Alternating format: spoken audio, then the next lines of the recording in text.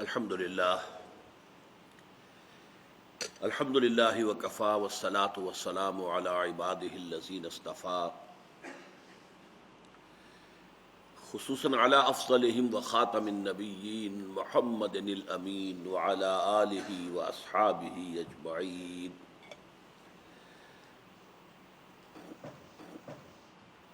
اما بعد فقد قال اللہ تبارک وتعالی کما ورد فی سورۃ التغابن: اعوذ باللہ من الشیطان الرجیم، بسم اللہ الرحمن الرحیم۔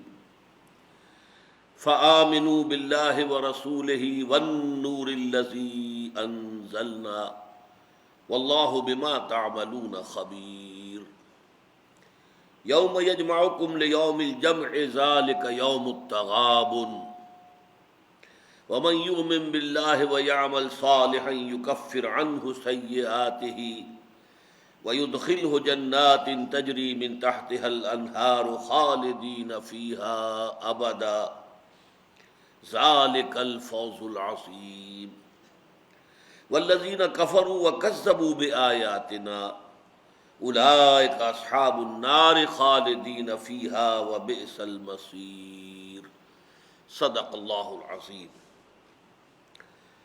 رب اشرح لی صدری ویسر لی امری واحلل عقدۃ من لسانی یفقہوا قولی۔ اللہم ربنا الہمنا رشدنا واعذنا من شرور انفسنا۔ اللہم ارنا الحق حقا وارزقنا اتباعہ وارنا الباطل باطلا وارزقنا اجتنابہ۔ اللہم وفقنا لما تحب وترضى، آمین یا رب العالمین۔ سورہ تغابن پر اس سے قبل 2 نشستیں ہماری ہو چکی ہیں، اور اس کی ابتدائی 7 آیات کا ہم مطالعہ کر چکے ہیں۔ چند بنیادی باتیں پھر ذہن میں تازہ کر لیں۔ قرآن حکیم میں ایمان کے موضوع پر مختصر صورتوں میں یہ جامع ترین صورت ہے۔ ویسے ایمان جو ہے اصل موضوع ہے مکی صورتوں کا۔ ظاہر بات ہے کہ حضور نے سب سے پہلے جب اپنی دعوت کا آغاز کیا تو پہلے ایمان کی دعوت دی۔ عمل کا معاملہ بعد میں آتا تھا۔ شریعت کا کوئی ذکر جو ہے آپ کو مکی صورتوں میں نہیں ملتا، شاذ کوئی بات ملے گی۔ شریعت کے احکام نازل ہوئے مدینے میں آ کر، جبکہ ایک مسلمان معاشرہ وجود میں آیا جہاں ان احکام کی تنفیذ ہو سکتی تھی، وہاں مسلمانوں کو طاقت حاصل ہو گئی، غلبہ حاصل ہو گیا، تمکن حاصل ہو گیا۔ جیسے سورہ حج میں فرمایا گیا کہ الذین ان مکناہم فی الارض اقاموا الصلاۃ وآتوا الزکاۃ وامروا بالمعروف ونہوا عن المنکر۔ وہ لوگ کہ اگر انہوں نے زمین میں تمکن عطا کرے، غلبہ عطا کرے، تو وہ نماز قائم کریں گے، زکوٰۃ دیں گے، بھلائیوں کا حکم دیں گے، برائیوں سے روکیں گے۔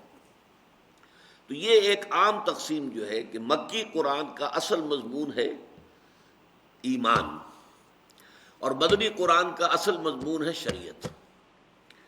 اس کے علاوہ دوسرا مضمون جو ہے مدنی قرآن کا وہ ہے جہاد فی سبیل اللہ اور قتال فی سبیل اللہ۔ بہرحال یہ مدنی صورت ہے، اور اس میں ایمان کا یوں سمجھیے کہ خلاصہ تمام مباحث کا نہایت جامع صرف 18 آیات میں اللہ تعالیٰ نے مرتب فرما کر ہمارے سامنے رکھ دیا ہے۔ البتہ ایک بات نوٹ کرنے کی ہے کہ ایمان کے مقابل کی 2 چیزیں ہیں، اینٹونیم، متضاد ایمان کا، ایک ہے کفر اور ایک ہے ایمان کا متضاد نفاق۔ کفر ہے کھلم کھلا انکار، اللہ کی بات نہ ماننا، رسول کو نہ ماننا، قرآن کو نہ ماننا، بعث سے بعد الموت کو نہ ماننا۔ یہ چیزیں جو ہیں کھلم کھلا ایک شخص کہتا ہے کہ میں ماننے کو تیار نہیں ہوں، وہ کافر ہے۔ تو ایک تو ایمان کے مقابلے میں کفر آئے گا، مومن کے مقابلے میں کافر۔ ایک ہے ایمان کے مقابلے میں ایک ایسا کفر جو ڈھکا ہوا ہے، چھپا ہوا ہے، اس کے اوپر اسلام کا پردہ پڑا ہوا ہے، وہ نفاق ہے۔ دل میں کفر ہے لیکن بظاہر وہ شخص مومن مسلمان ہے، وہ نماز پڑھتا ہے، روزہ رکھتا ہے۔ تو اصل میں یہاں پر جو موضوع ہے در حقیقت وہ کفر کے مقابلے میں ایمان نہیں بلکہ نفاق کے مقابلے میں ایمان، اس کو واضح کیا گیا۔ چنانچہ یہی وجہ ہے کہ اس سورہ مبارکہ سے متصلاً قبل جو ہے وہ سورۃ المنافقون ہے، 11 آیات میں، وہ بھی انتہائی جامع صورت ہے قرآن مجید کی، کہ اگرچہ نفاق اور منافقت کا مضمون جو ہے طویل جو مدنی صورتیں ہیں، سورہ نساء ہے، سورہ توبہ ہے، ان میں آئے ہیں بڑی وضاحت کے ساتھ، لیکن یہ کہ ان کا بھی خلاصہ 11 آیتوں میں سورہ منافقون میں آ گیا ہے۔ یہ انشاءاللہ ہمارے منتخب نصاب میں شامل ہے، لیکن یہ کہ وہ چوتھے حصے میں جا کر وہ اس کا درس ہوگا۔ تو پہلی بات تو یہ کہ یہ موضوع ہے اس کا ایمان، لیکن ایمان بمقابلہ نفاق۔ پھر یہ کہ اس اعتبار سے یہ بہت ہی نمایاں ہے کہ اس میں ترتیب بڑی سائنٹیفک ہے۔ پہلے رکوع کی 10 آیتیں ہیں، دوسرے رکوع کی 8 آیتیں۔ پہلے رکوع کی 10 آیتوں کو تقسیم کیا گیا، 7 آیتوں میں ایمانیات کا بیان آیا ہے، نیریٹو، اور پھر 3 آیتوں میں زوردار دعوت دی گئی ہے، لاؤ ایمان، مانو ان حقائق کو۔ یہ حقائق تو ہے اپنی جگہ پر، تم نہ مانو تب بھی ہے، مانو تب بھی ہے، لیکن تمہاری فلاح، تمہاری کامیابی، تمہاری نجات، تمہاری خیر اس میں ہے کہ مانو۔ اسی طریقے سے پھر جو دوسرا رکوع ہے 8 آیات پر مشتمل ہے، اس میں سے 5 آیات میں ایمان کے ثمرات، نتائج۔ ایمان اگر حقیقتاً موجود ہے تو انسان کا نقطہ نظر کیسے تبدیل ہو جاتا ہے، حوادث کائنات کے بارے میں اس کی رائے کیا بن جاتی ہے، اس کا عمل کس طرز کا ہوتا ہے، وہ اپنے گھر بار میں اہل و عیال کے اندر اس کا کردار کیا ہوتا ہے، دنیا میں اور دنیا کے مال و اسباب، وسائل و ذرائع کے بارے میں اس کا نقطہ نظر کیا ہوتا ہے، اس کی عملی جد و جہد کا رخ کیا ہوتا ہے۔ یہ ہے اصل میں ثمرات ایمان، ایمان کے نتائج۔ جیسے ایک درخت کے اندر پھل لگتا ہے تو ہم کہتے ہیں نا کہ درخت اپنے پھل سے پہچانا جاتا ہے، تو ایمان جو ہے ایک ایسا درخت ہے جس میں پھل لگتے ہیں، بلکہ پھل یہاں 2 طرح کے لگتے ہیں۔ ایک باطنی پھل ہے جو سامنے سے نظر نہیں آتے، اور ایک ظاہری پھل ہے جو نظر آتے ہیں۔ باطنی پھل وہ ہیں جو انسان کی نفسیات، اس کے نقطہ نظر میں، اس کے انداز فکر کے اندر جو تبدیلی پیدا ہو جاتی ہے ایمان کے نتیجے میں، اور عمل جو ہے وہ ظاہر ہے کہ ایمان کا جو عملی تقاضے آدمی پورا کرے گا وہ ظاہری ہے، وہ سامنے کی بات ہوگی۔ تو 5 آیات میں نیریٹو ہے ثمرات ایمان کے بارے میں، اور پھر 3 آیات میں پھر زوردار انداز میں دعوت ہے کہ اب ان تقاضوں کو پورا کرو، اپنی زندگی میں ان کیفیات کو پیدا کرو۔ تو ہم 7 آیات جو پڑھ چکے تھے جن میں کہ ایمان کی نریشن آئی ہے، اس کا صرف ایک رواں ترجمہ دوبارہ آج میں کر رہا ہوں تاکہ اس کا ایک تسلسل ذہن میں قائم ہو جائے۔ یسبح للہ ما فی السماوات و ما فی الارض، آسمانوں اور زمین میں جو کچھ ہے اللہ کی تسبیح کر رہا ہے۔ لہ الملک، بادشاہی اسی کی ہے، وَلہ الحمد، کل تعریف اور کل ثنا وہ بھی اسی کے لیے ہے، وَهُوَ عَلَىٰ كُلِّ شَيْءٍ قدیر، وہ ہر شے پر قادر ہے۔ هُوَ الَّذِي خَلَقَكُمْ، وہی ہے کہ جس نے تمہیں پیدا کیا، فَمِنْكُمْ كَافِرٌ وَمِنْكُمْ مُؤْمِنٌ، تو تم میں سے بعض کافر ہے، بعض مومن ہے۔ اب یہاں یہ 2 مفہوم ہو سکتے ہیں، تمام انسانوں سے خطاب ہو رہا ہے کہ تمام انسانوں کو اللہ نے پیدا کیا، هُوَ الَّذِي خَلَقَكُمْ، اسی نے تمہیں پیدا کیا ہے، اور اس کے بعد کچھ کافر ہے کچھ مومن ہے۔ کافر یہاں کھلے معنی میں آ جائے گا، یعنی جو کھلا کافر ہے، لیکن یہاں اگر خطاب کا رخ سمجھا جائے امت مسلمہ کی طرف، تو اے مسلمانوں تم سب کو اللہ نے پیدا کیا، لیکن تم میں سے بعض مومن ہیں حقیقتاً واقعی طور پر، اور بعض منافق ہیں یعنی حقیقت کے اعتبار سے کافر۔ واللہ بما تعملون بصیر، اور جو کچھ تم کر رہے ہو اللہ اسے دیکھ رہا ہے۔ اس میں مضمر ہے ایمان بالآخرہ، اللہ دیکھ رہا ہے، کس لیے دیکھ رہا ہے؟ وہ تماش بین نہیں ہے معاذ اللہ کہ وہ دیکھ رہا ہو، تماشا ہوتا ہے، تماشا میرے شب و روز، تماشا میرے آگے، نہیں، وہ جو کچھ دیکھ رہا ہے اس کے مطابق تمہارے ساتھ معاملہ ہوگا، تمہیں جزائے سزا ملے گی۔ خلق السماوات والارض بالحق، اس نے آسمان اور زمین پیدا کیے حق کے ساتھ، پرپس کے ساتھ، حکمت کے ساتھ، مقصد کے ساتھ۔ وَصَوَّرَكُمْ فَأَحْسَنَ صُوَرَكُمْ، وہ تمہاری نقشہ کشی کی اور کیا خوبصورت نقشہ کشی کی۔ وَإِلَيْهِ الْمَصِيرُ، اور اسی کی طرف لوٹنا ہے۔ پھر یہاں پر آخرت کا تذکرہ آ گیا، یہ آخرت کا تذکرہ جو ہے اللہ تعالیٰ کی ذات و صفات کے تذکرے میں گندھا ہوا ہے، گویا کہ ساتھ ہی اس کے اندر جڑا ہوا ہے۔ یعلم ما فی السماوات والارض ویعلم ما تسرون وما تعلنون واللہ علیم بذات الصدور۔ میں نے عرض کیا تھا کہ اللہ تعالیٰ کی صفت علم پر یہ سب سے زیادہ جامع اور گمبھیر آیت ہے پورے قرآن مجید میں۔ 3 ڈائمنشنز آئی ہیں اس میں اللہ تعالیٰ کے علم کی۔ وہ جانتا ہے جو کچھ آسمانوں میں ہے اور زمین میں ہے، اور وہ جانتا ہے جو تم ظاہر کرتے ہو اور جو تم چھپاتے ہو، اور وہ تو اس کو بھی جانتا ہے جو تمہارے سینوں کے اندر ہے، جس سے تم خود بھی واقف نہیں ہو۔ تمہارا سب کانشیس مائنڈ، تمہارے تحت شعور میں جو کچھ چیزیں ہیں اللہ اس سے بھی واقف ہے۔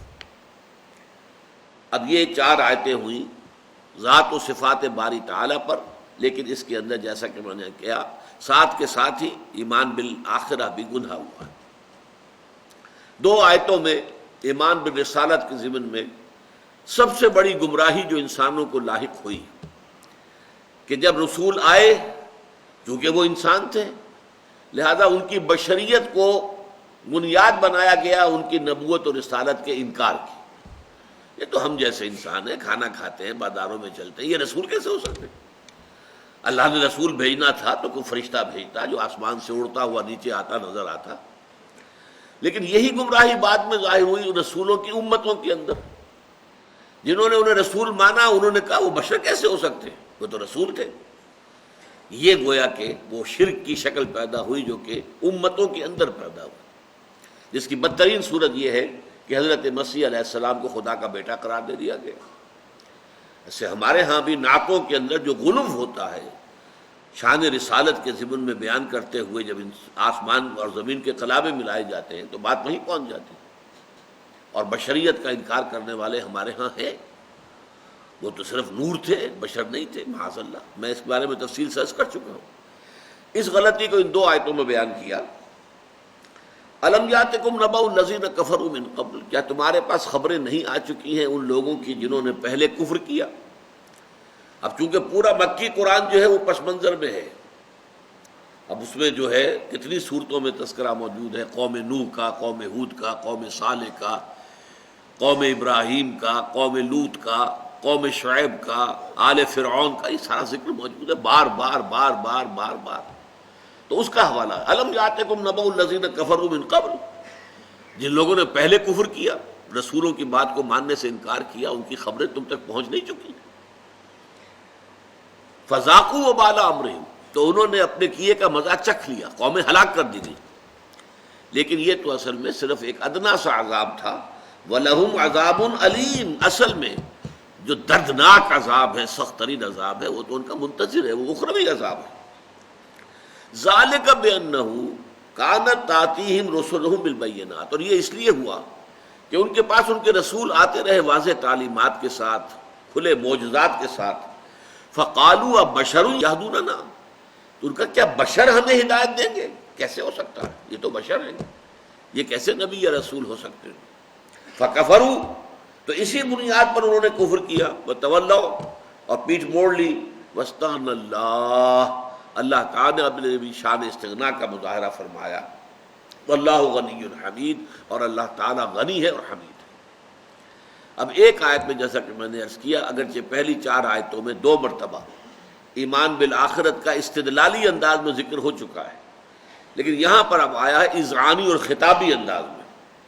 زعم الذین کفروا ان لن یبعثوا، یہ گمان ہو گیا ہے، بے بنیاد گمان، زعم ہو گیا ان کافروں کو کہ انہیں اٹھایا نہیں جائے گا، بعث بعد الموت سے انکار کر رہے ہیں، مرنے کے بعد دوبارہ اٹھنے کا کوئی سوال نہیں۔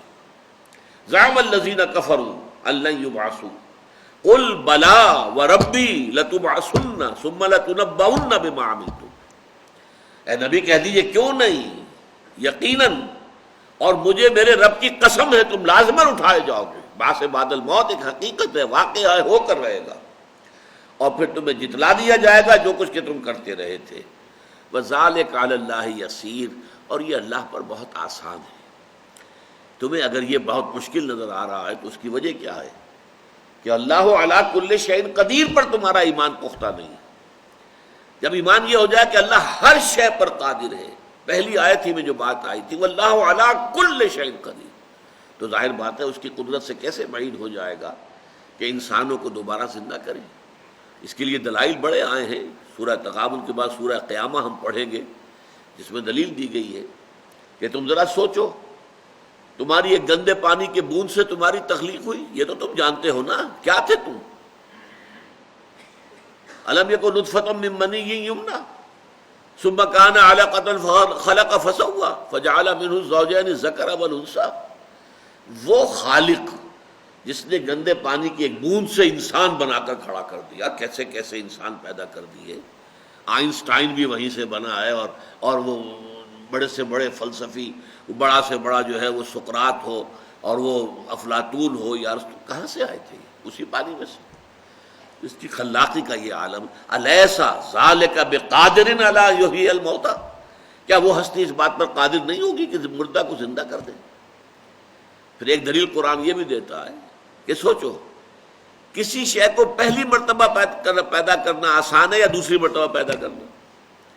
بڑی فطری سی بات ہے، کسی بھی کام کو پہلی مرتبہ کرنا مشکل ہے۔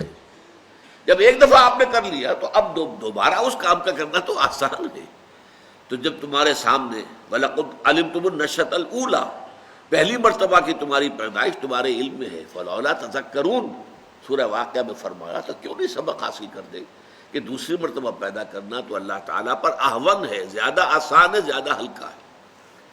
بہرحال یہ 7 آیات تھی جو ہم پہلے پڑھ چکے ہیں، اور ان میں وہ ایمانیات کی، ایمان باللہ یا توحید، اللہ تعالیٰ کی صفات کمال کے ساتھ، ایمان بالرسالت، ایمان بالآخرہ، بعث بعد الموت۔ اب فرمایا فآمنوا باللہ ورسولہ والنور الذی انزلنا، یہاں یہ جو کلمہ فا آیا ہے، فآمن، بس ایمان لاؤ، یعنی یہ تو حقائق ہے۔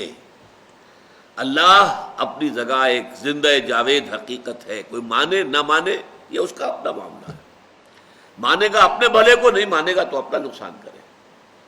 بعث بعد الموت اپنی جگہ ایک حقیقت ہے، ایک واقعہ ہے، سامنے آ جائے گا، تمہارے ماننے نہ ماننے سے اس پر کوئی اثر پیدا نہیں ہوتا، لیکن تمہاری نجات، تمہارے لیے تمہارے خیر جو ہے اس میں مضمر ہے کہ آمنو فآمنو، بس ایمان لاؤ۔ اور ایمان کے لفظی معنی ہم اس سے پہلے بیان کر چکے ہیں کہ تصدیق کرنا، ویسے تو یہ کہ کسی کو امن دینا، لیکن یہ کہ جب کوئی شخص کوئی دعویٰ کرے آپ مان لیں اس کے دعوے کو، تو گویا کہ آپ نے امن دیا اسے۔ کوئی شخص کوئی خبر لے کر آتا ہے اور آپ نے تصدیق کر دی کہ ہاں ٹھیک ہے یہ بات آپ جو کہہ رہے ہیں صحیح ہے، تو آپ نے گویا کہ امن دیا۔ اگر آپ اس کے دعوے کا انکار کریں گے یا کہیں گے خبر جھوٹی ہے، تو گویا کہ کنٹروورسی شروع ہو جائے گی۔ وہ کنٹروورسی جو ہے وہ بڑے کنفلکٹ کی شکل میں بھی ہو سکتی ہے، لہذا امن سے بنا ہے ایمان۔ فآمنوا باللہ، تصدیق کرو اللہ کی، مانو اللہ، ورسولہ، اور اس کے رسول پر ایمان لاؤ، مانو اس کے رسول کو، تصدیق کرو اس کے رسول کی صلی اللہ علیہ وسلم۔ اور رسول کی تصدیق کا سب سے بڑا مظہر گویا کہ اسی کے ایک حصے کو عطف کے ساتھ علیحدہ کر دیا، نمایاں کر دیا، وَالنُّورِ الَّذِی أَنزَلْنَا، اور ایمان لاؤ اس نور پر کہ جو ہم نے نازل کیا ہے۔ اس نور سے کیا مراد ہے؟ نور ہدایت، قرآن حکیم۔ در حقیقت ایمان بالرسالت کا سب سے بڑا مظہر یہ ہے کہ ہمیں یہ یقین ہو کہ یہ قرآن اللہ کا کلام ہے جو محمد عربی صلی اللہ علیہ وسلم پر نازل ہوا۔ یہ ایمان بالرسالت کا سب سے بڑا مظہر، اہم ترین مظہر، اور اس کی سب سے بڑی صفت یہ کہ یہ نور ہے۔ نور سے اصل میں مراد کیا ہے؟ پہلے ہم پڑھ چکے ہیں آیات نور، سورہ نور کی، اللہ نور السماوات والارض، اور یہدی اللہ لنورہ من یشاء، اللہ جسے چاہتا ہے اپنے نور کی طرف رہنمائی فرما دیتا ہے۔ یہاں اب قرآن کو نور کہا جاتا ہے، وَالنُّورِ الَّذِی أَنزَلْنَا، انزلنا ہے نازل کیا، ظاہر بات ہے کہ اس سے معین ہو گیا کہ مراد قرآن۔ نور اصل میں ذریعہ ظہور بنتا ہے، واسطہ ظہور۔ یہ روشنی اس وقت ہے تو میں آپ کو دیکھ رہا ہوں، آپ مجھے دیکھ رہے ہیں۔ روشنی نہیں ہوگی، گھپ اندھیرا ہو جائے گا، نہ میں آپ کو دیکھ سکوں گا نہ آپ مجھے دیکھ سکیں گے۔ میں بھی یہی موجود ہوں گا، آپ بھی یہی موجود ہوں گے، لیکن نہ میں آپ کو دیکھ سکوں گا نہ آپ مجھے دیکھ سکیں گے۔ تو حقائق کونیہ، حقائق کائنات وہ تو اپنی جگہ پر ہیں، لیکن ان کے ظہور کے لیے ایک نور کی ضرورت ہے۔ تو جیسے ایک مادی نور ہے، یہ مادی نور ہے، میٹیریل لائٹ، سورج کی روشنی مادی ہے، یہ عالم خلق سے متعلق ہے، ایسے ایک باطنی نور ہے، ایک نہایت سٹل قسم کا نور ہے، نہایت لطیف نور ہے، وہ ہے جو باطنی بصیرت عطا کرتا ہے، جو اشیاء کی حقیقت کھولتا ہے۔ جیسے کہ بڑی پیاری حدیث ہے، حضور صلی اللہ علیہ وسلم دعا مانگتے تھے اللہ سے، اللہم ارنی حقیقت الاشیاء کما ہی، اے اللہ مجھے تو اشیاء کی حقیقت دکھا جیسے کہ وہ فی الواقع ہے۔ ظاہری شے تو سب کو نظر آ رہی ہے، کار آ رہی ہے، ایک انسان نے بھی دیکھ لیا، کتے نے بھی دیکھ لیا، انسان نے بھی اپنے آپ کو بچایا، کتے نے بھی اپنے آپ کو بچا لیا، کیا فرق ہوا؟ یہ حیوانی دیکھنا تو ہے اپنی جگہ پر، اس کی اہمیت ہے، لیکن ایک انسانی دیکھنا، بڑا پیارا فارسی میں اس کا انداز ہے، دیدن دیگر آموز شنیدن دیگر آموز۔ دیکھو ایک دیدن اور شنیدن وہ ہے جس سے تم واقف ہو، دیکھنا ان آنکھوں سے، سننا ان کانوں سے، دیدن دیگر ایک اور سننا بھی ہے، دل کے کانوں سے سننا، اور ایک اور دیکھنا بھی ہے، دل کی آنکھوں سے دیکھنا۔ تو دیدن دیگر آموز شنیدن دیگر آموز۔ تو ایک یہ شنیدن اور دیدن جو ہے یہ ظاہری ہے، یہ حیوانی ہے، یہ جسمانی ہے، یہ مادی ہے، اور ایک ہے کہ جو لطیف ایمانی حقائق ہیں، جو روحانی دیدن ہے اور روحانی شنیدن ہے۔ تو فرمایا فآمنوا باللہ ورسولہ والنور الذی انزلنا۔ یہ سورہ مبارکہ جو ہے میں نے آپ کو بتایا تھا، یہ جو 10 صورتوں کا ایک مجموعہ یہاں پر ہے قرآن مجید میں، سورہ حدید سے شروع ہو کر سورہ تحریم تک، اور ان میں 5 ہیں مسبحات۔ پہلی صورت جو ہے وہ مسبحات میں سے بھی ہے، اور وہ ام المسبحات ہے، اہم ترین صورت ہے، وہ سورہ حدید ہے۔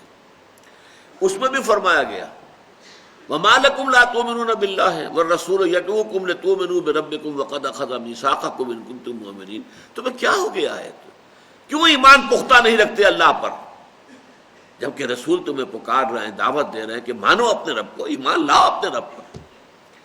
اب اگر کوئی شخص واقعی اپنے گریبان میں جھانکے، دل کی گہرائیوں کے اندر دیکھے اور محسوس کرے کہ واقعی ایمان تو نہیں ہے، اقرار باللسان تو ہے لیکن وہ یقین والا ایمان تو نہیں، اندر تو کچھ خلاصہ ہے، خالصہ ہے، تو اس کے لیے راستہ بتا دیا۔ هو الذی انزل علی عبدہ آیات بینات، هو الذی ينزل علی عبدہ آیات بینات لیخرجکم من الظلمات الی النور۔ وہی ہے کہ جس نے اپنے بندے پر آیات بینات نازل فرمائی ہیں تاکہ وہ نکالے تمہیں اندھیروں سے نور کی طرف، یہدی اللہ لنورہ من یشاء۔ تو اللہ کے نور کی طرف رہنمائی کرنے والی یہ آیات ہیں جو در حقیقت خود فی نفسہ النور۔ سورہ شورى میں بہت پیاری آیت آئی ہے، لاسٹ بٹ 1 آیت ہے اس کی، شروع میں تو فرمایا گیا ہے، 7ویں نمبر کی آیت ہے وَكَذَلِكَ أَوْحَيْنَا إِلَيْكَ قُرْآنًا عَرَبِيًّا لِتُنذِرَ أُمَّ الْقُرَىٰ وَمَنْ حَوْلَهَا۔ اے نبی اسی طرح ہم نے آپ پر وحی کیا ہے یہ عربی قرآن، تاکہ آپ ام القریٰ، مکہ مکرمہ، بستیوں کی ماں، بڑی مرکزی بستی اور اس کے آس پاس کے لوگوں کو خبردار کر دیں۔ آخر میں فرمایا گیا وَكَذَلِكَ أَوْحَيْنَا إِلَيْكَ رُوحًا مِّنْ أَمْرِنَا مَا كُنْتَ تَدْرِي مَا الْكِتَابُ وَلَا الْإِيمَانُ وَلَكِنْ جَعَلْنَاهُ نُورًا نَهْدِي بِهِ مَن نَّشَاءُ مِنْ عِبَادِنَا۔ اب یہاں وحی کو نور کہا گیا، قرآن کو نور کہا گیا۔ اے نبی اس کے آپ پر آنے سے قبل آپ کو معلوم نہیں تھا کہ ایمان کسے کہتے ہیں، کتاب کسے کہتے ہیں، شریعت کسے کہتے ہیں۔ ایمان بالقوہ تو قلب محمد میں موجود تھا، لیکن یہ تو ایسے ہی ہے کہ جیسے آیات نور میں ہم نے پڑھا کہ زیتون کا تیل جو ہے اندر موجود تھا، صاف شفاف، بھڑک اٹھنے کو تیار، کہ نغمے بیتاب ہیں تاروں سے نکلنے کے لیے، لیکن یہ کہ اس کے لیے آئینہ جب آیا ہے، آئینہ وحی قرآنی، تو جگمگا اٹھا، وہ بھڑک اٹھا، وَلَوْ لَمْ تَمْسَسْهُ نَارٌ۔ تو در حقیقت وہ نور بالفعل جو ایمان کی شکل میں حضور کے قلب مبارک میں پیدا ہوا، پھر آپ کے پورے وجود پر چھا گیا، اس کا منبع اور سرچشمہ یہی النور قرآن ہے۔ اس کے لیے لفظ نور ہے، یہ نور ہے۔ اسی طرح سورہ اعراف میں فرمایا گیا اللہ تعالیٰ نے اپنے اچھے بندے محبوب بندوں کی شرح کرتے ہوئے تفصیل بیان کرتے ہوئے فالذین آمنوا بہ وعزروہ ونصروہ واتبعوا النور الذی انزل معہ اولئک هم المفلحون. ہمارے جب وہ نبی امی آئیں گے محمد صلی اللہ علیہ وسلم، یہ حضرت موسیٰ علیہ السلام کی دعا کے جواب میں ہے کہ جو سورہ اعراف میں نقل کی گئی کہ ٹھیک ہے میری ایک عام رحمت ہے وہ تو سب کے لیے، لیکن ایک رحمت خصوصی ہے وہ میں نے لکھ دی ہے، وہ طے کر دی کس کے لیے؟ جو لوگ میرے نبی امی پر ایمان لائیں گے.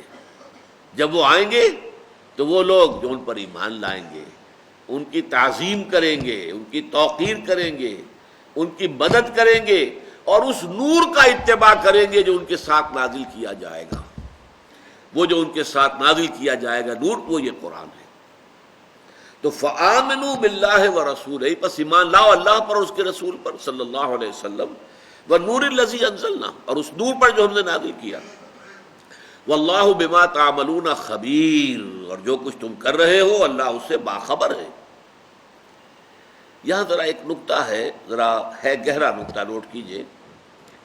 ہمارا عام تصور یہ ہے، خبر ہم کہتے ہیں کانوں سے سنی ہوئی شے کو، اور بصارت آنکھوں سے دیکھی ہوئی شے. تو ہمارا تصور کیا ہے کہ بصارت زیادہ گہری شے ہے، گاڑھی شے ہے. بصارت سے جو یقین پیدا ہوتا ہے وہ خبر سے نہیں پیدا ہوتا، کان سے سنی ہوئی بات سے. شنیدہ کہ بود مانند دیدہ، سنی ہوئی بات جو ہے وہ دیکھی ہوئی بات جیسی تو نہیں ہو سکتی، آپ کی آنکھوں سے دیکھی ہوئی ہے. لہذا جتنا یقین ہے آنکھوں سے دیکھی ہوئی شے پر، اتنا یقین کان سے سنی ہوئی خبر پر نہیں ہوتا. لیکن ہم قرآن میں دیکھتے ہیں کہ بصارت جو ہے اللہ تعالیٰ کی صفت بصیر جو ہے وہ پہلے بیان ہوئی ہے، آیت نمبر 3 ختم ہوئی. واللہ بما تعملون بصیر آیت نمبر 2. اب آیا واللہ بما تعملون خبیر، بصیر پہلے خبیر بعد میں. اسی طرح سورہ حدید میں بھی ہے، وہاں پر بھی آپ دیکھیں گے کہ پہلے آیت نمبر 4 میں بصیر آیا ہے اور پھر آیت نمبر 10 میں خبیر آیا. اس کی اس وجہ کیا ہے؟ اس کو آپ اصل میں جدید جو فزیولوجی ہے اس کے حوالے سے سمجھ سکتے ہیں. دیکھیے ہم جو کچھ دیکھ رہے ہیں اس آنکھ کے ذریعے سے اور اس روشنی کے ذریعے سے، اس سے ہمارے آنکھ کے پردے پر ریٹنا پر کوئی پکچر بنی، وہ پکچر ٹرانسمٹ ہوئی ہے ہمارے دماغ کے پچھلے حصے میں، جو دماغ کا سب سے اونچا حصہ ہے. وہاں پر ایک خاص مقام ہے، خاص کمپیوٹر رکھا ہوا ہے جو ان پکچرز کو جوڑ کر ملا کر اور ایک تصویر بناتا ہے. ہماری اندرونی شخصیت جو ہے وہ اس تصویر کو دیکھتی ہے. یوں سمجھیے کہ میرا جو خول ہے، مادی خول، میری ایک باطنی شخصیت اس کے اندر مضمر ہے، وہ چھپی ہوئی ہے. چاہے آپ اسے روح کہیں، چاہے آپ انا کہیں، خود ہی کہیں. وہ جو میری اندر کی باطنی شخصیت ہے وہ در حقیقت آنکھ سے آنے والے پردے پہ اوپر پڑنے والے جو بھی عکس ہیں جو ٹرانسمٹ ہوئے پھر دماغ کو، اور دماغ میں انہیں انٹرپریٹ کر کے انہیں جوڑ کر ان کے حصوں کو اور پھر ایک پکچر بنائی گئی. اس پکچر کو دیکھا ہے میری اندرونی شخصیت. یہ انڈائریکٹ ویژن ہے، ڈائریکٹ نہیں ہے. خبر کسے کہتے ہیں؟ جبکہ وہ اندرونی شخصیت نے اس بات کو پا لیا، اویئرنیس، اب اس نے پا لیا کہ یہ بات یوں ہے، تب وہ خبیر کہلائے گا. تو خبر جو ہے وہ زیادہ گاڑھی شے ہے اپنی اصل حقیقت کی روح سے بصر کے مقابلے. بصر علم کا ابتدائی ذریعہ ہے، خبر انٹرنل اویئرنیس، میری ذاتی، میری جو باطنی شخصیت ہے اس کا اویئر ہو جانا، اس کا واقف ہو جانا کسی حقیقت سے، وہ ہے در حقیقت خبر. تو واللہ بما تعملون خبیر، جو کچھ تم کر رہے ہو اللہ اس سے باخبر ہے. اور یہ بھی پھر دیکھیے اس میں بھی دھمکی کا انداز ہے، جو میں نے پچھلی مرتبہ بھی ایک نشست میں عرض کیا تھا. ہم دیکھ رہے ہیں تمہارے کرتوت، کیا مطلب؟ تمہیں جواب دہی کرنی پڑے گی، تمہیں سزا ملے گی. تو یہ دیکھنا جو ہے اللہ کا، جیسے میں نے ابھی تھوڑی دیر پہلے کہا تھا کہ معاذ اللہ تماش بین نہیں ہے کہ ہوتا ہے شب و روز تماشا میرے آگے، بازیچہ اطفال ہے دنیا میرے آگے. تو اللہ تعالیٰ یہ تماشا تو نہیں کر رہا ہے، یہ کھیل تو نہیں ہے. ہندو مائتھولوجی میں ہے، یہ رام کی لیلا ہے، رام جی کھیل رہے ہیں۔ جیسے کوئی بچہ جو ہے وہ کسی کھلونوں کو اٹھاتا ہے اور کسی کو پٹک دیتا ہے، نہ اٹھانے میں کوئی حکمت ہے نہ پٹکنے میں کوئی حکمت ہے۔ وہ تو اسی طریقے سے اللہ تعالیٰ کسی کو اونچا کر دیتا ہے، کسی کو نیچا کر دیتا ہے، کسی کو غریب کر دیتا ہے، کسی کو امیر کر دیتا ہے، کسی کو ایک رات کی بادشاہ دے دیتا ہے۔ یہ کھیل ہے، کھیل رہا ہے، رام جی کی لیلا ہے، لیلا کہتے ہیں کھیل کو۔ تو یہ نہیں، قرآن مجید جو بتاتا نہیں، یہ تو ایک سنجیدہ تخلیق ہے، اس کے ہر چیز کے اندر حکمت ہے، حکمت مضمر ہے اور مقصد ہے اور نتیجہ خیز ہے ہر شے۔ تو فرمایا فآمنوا باللہ ورسولہ والنور الذی انزلنا واللہ بما تعملون خبیر یوم یجمعکم لیوم الجمع ذالک یوم التغابن۔ اب یہاں ذرا ایک بات دیکھیے گا، پہلی 7 آیات میں سے 6 آیات میں ایمان باللہ اور ایمان بالرسالت کا ذکر تھا، صرف ایک آیت تھی مکمل کہ جو خاص طور پر ایمان بالآخرہ پہ تھی۔ زعم الذین کفروا ان لن یبعثوا قل بلی وربی لتبعثن ثم لتنبؤن بما عملتم وذلک علی اللہ یسیر۔ اب یہاں جب دعوت ایمان دی جا رہی ہے فآمنوا باللہ ورسولہ والنور الذی انزلنا واللہ بما تعملون خبیر، ایک آیت میں ایمان باللہ اور ایمان بالرسالت جمع کر دیے گئے۔ اب 2 آیتوں میں ایمان بالآخرت کی تاکید کی جا رہی ہے۔ اس کی وجہ کیا ہے؟ ایمان باللہ اور ایمان بالرسالت زیادہ تر علمی اور نظری حیثیت سے اہمیت رکھنے والی چیزیں ہیں۔ عملی اعتبار سے اہم ترین ایمان ایمان بالآخرہ ہے۔ اگر یقین ہو کہ مرنے کے بعد جی اٹھنا ہے اور جواب دہی ہے، پیسے کا حساب دینا ہوگا، کہاں سے کمایا تھا، حرام سے کہ حلال سے، کہاں خرچ کیا تھا، یہ یقین اگر ہو تو انسان تیر کی طرح سیدھا رہے گا، اس کا طرز عمل درست ہوگا۔ اگر یہ یقین نہیں ہے، کسی وجہ سے یہ یقین مزمحل ہو جائے، کمزور ہو جائے، ایمان کے باوجود کمزور ہو جاتا ہے، ہاں ہوگا ٹھیک ہے، لیکن ہمارے سفارشی موجود ہیں، ہمیں بچا لیں گے، ختم ہوا، زیرو ہو گیا۔ اب اس کا خوف آپ کے اوپر نہیں ہوگا، سیاں بے کوتوال، اب ڈر کائے گا، ہمارے وہاں سفارشی موجود ہے، بچانے والے موجود ہیں، اب جو بھی کچھ ہوگا دوسروں کے ساتھ ہوگا، ہم سے کوئی سروکار نہیں۔ لن تمسنا النار الا ایام معدودات، ہمیں تو آگ چھو ہی نہیں سکتی مگر گنتی کے چند دن۔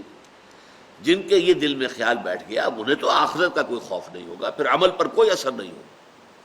یہاں اسی لیے آپ دیکھیے کہ 2 آیتیں آ رہی ہیں کہ جو ایمان بالآخرہ پر،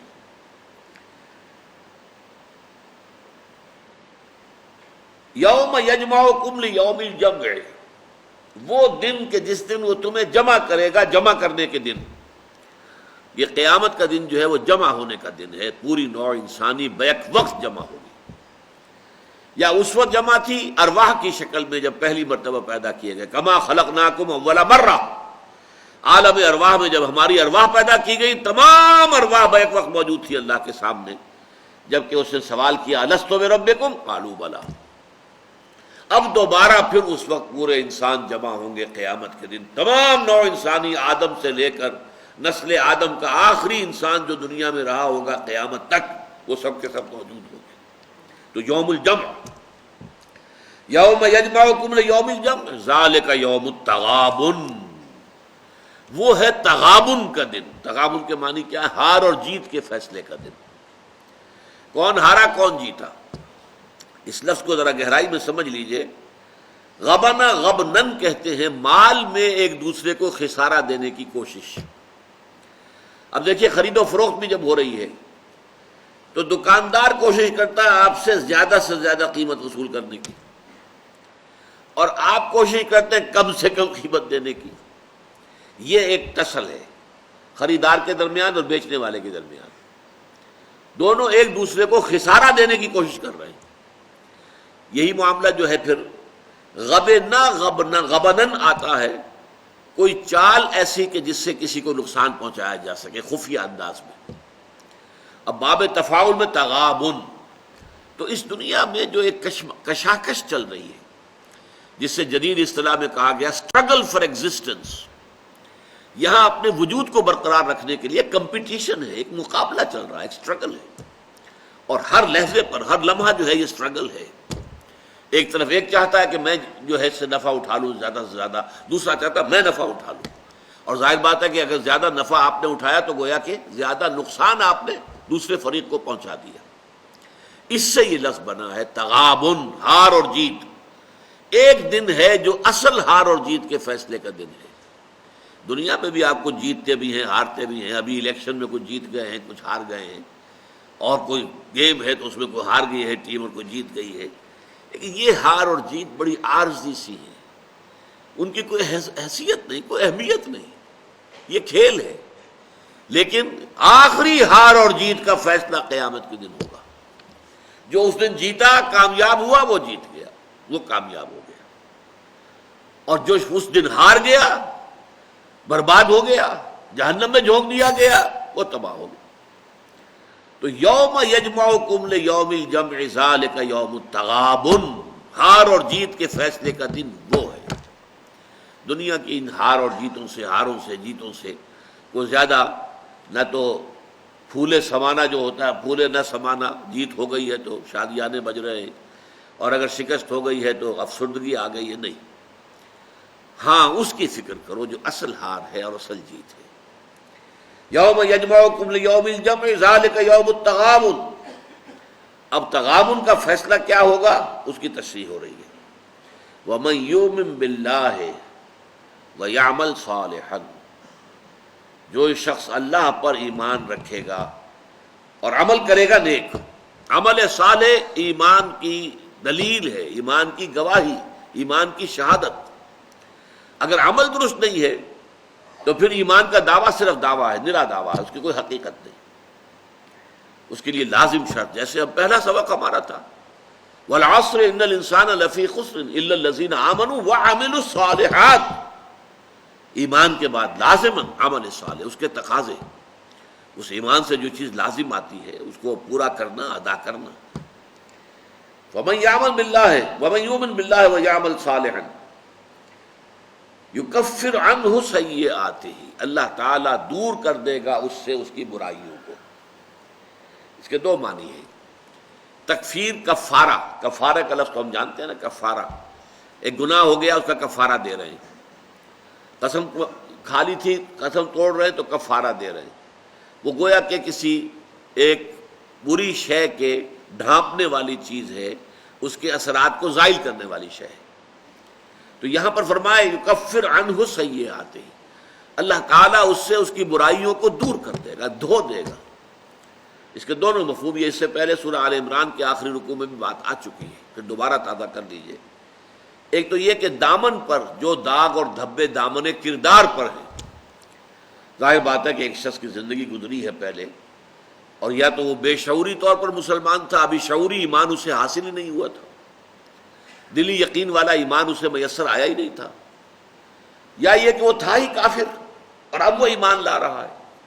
تو اس کی سابقہ زندگی سے اس کی عادات و اطوار کے اندر جو برائیاں شامل ہو گئی ہیں، بری عادتیں ہیں، برے اطوار ہیں، ان سے اللہ تعالیٰ اس کی سیرت کو پاک کر دے گا، صاف کر دے گا، وہ برائیاں دھو دے گا. جیسے پت جھڑ میں درختوں کے پتے جو ہیں جھڑ جاتے ہیں، اسی طرح ایمان جب آتا ہے حقیقی معنی میں دل میں، تو پھر انسان کی سیرت و کردار کے اندر اگر کوئی بری چیزیں ہیں تو وہ پت جھڑ کے خزاں کے پتوں کی طرح جھڑ جاتے ہیں. تکفیر ایک یہ ہوئی کہ سیرت و کردار میں سے بری عادات و اطوار کو دھو دینا، صاف کر دینا. اور دوسری تکفیر کیا ہے کہ اب تک جو نامہ اعمال کے دھبے ہیں، اب تک جو بھی کچھ آپ کا نامہ اعمال اللہ تعالیٰ کے ہاں موجود ہے، اس میں جو سیاہیاں ہیں، جو سیاہ کاریاں ہیں، جو غلط کام ہیں، جو برے کام ہیں، جو لوگوں پہ ظلم کیے ہیں، جو کچھ کیا ہے، اللہ تعالیٰ اس کو بھی دھو دے گا، تاکہ آپ کا وہ ریکارڈ جو ہے اعمال نامہ وہ بھی صاف ہو جائے. اس لیے کہ کفر سے اسلام میں آنا تمام گناہوں کو صاف کر دیتا. تو یکفر عنہ سیئاتہ ومن یؤمن باللہ ویعمل صالحا یکفر عنہ سیئاتہ ویدخلہ جنات تجری من تحتہا الانہار، اور داخل کرے گا انہیں ان باغات میں کہ جن کے دامن میں ندیاں بہتی ہوں گی.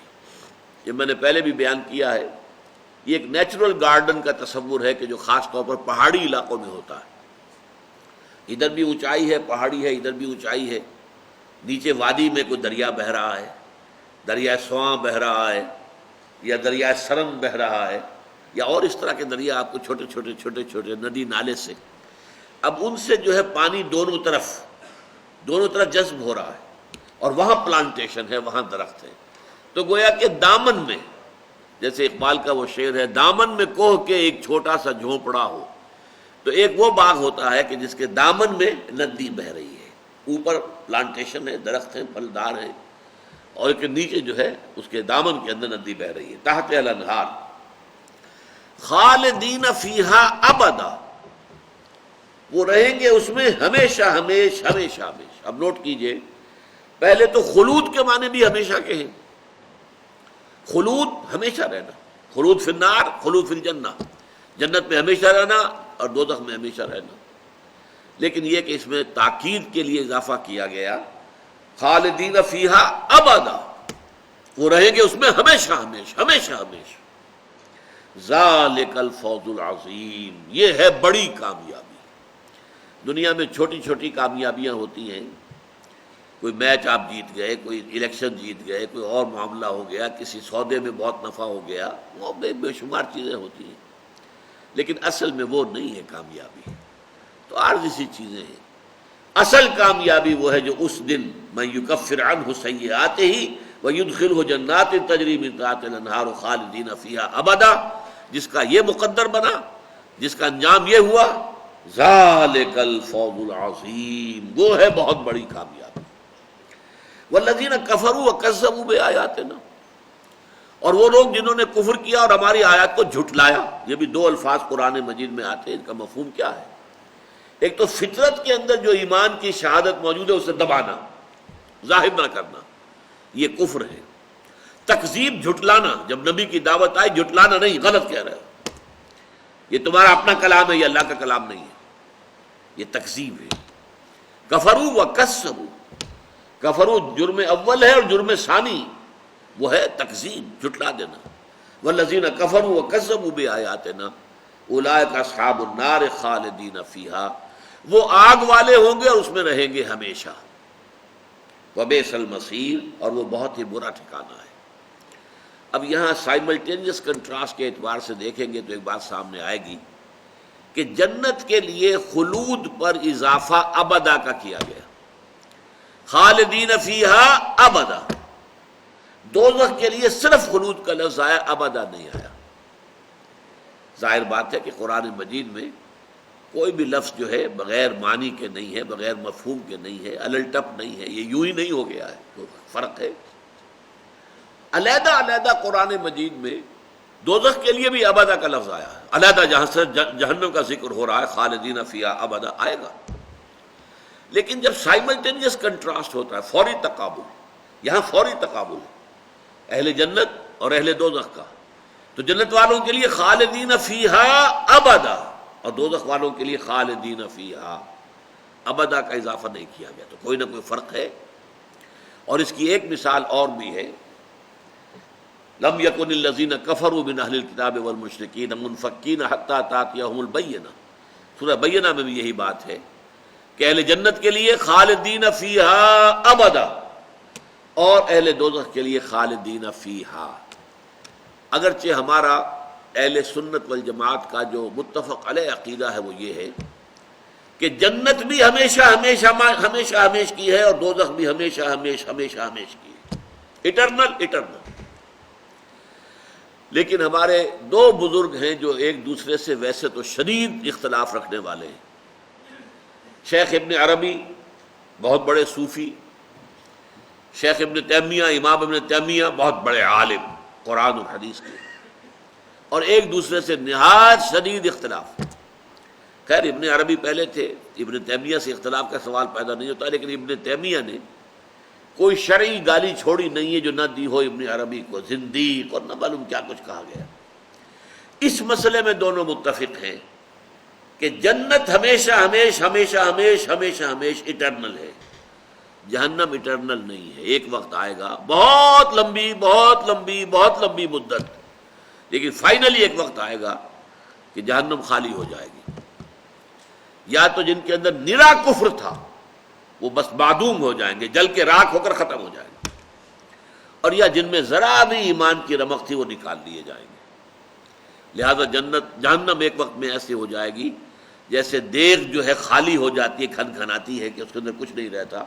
یہ کیفیت اور یہ رائے جو ہے اگرچہ اہل سنت کی متفق علیہ رائے کے خلاف ہے، یہ میں نے واضح کر دیا آپ کو، لیکن یہ کہ ابن تیمیہ رحمۃ اللہ علیہ اور شیخ ابن عربی یہ دونوں جو باقی ہر اعتبار سے متضاد شخصیتیں ہیں اس موضوع پر متفق ہیں۔ اقول قولی ھذا واستغفر اللہ لی ولکم ولسائر المسلمین والمسلمات۔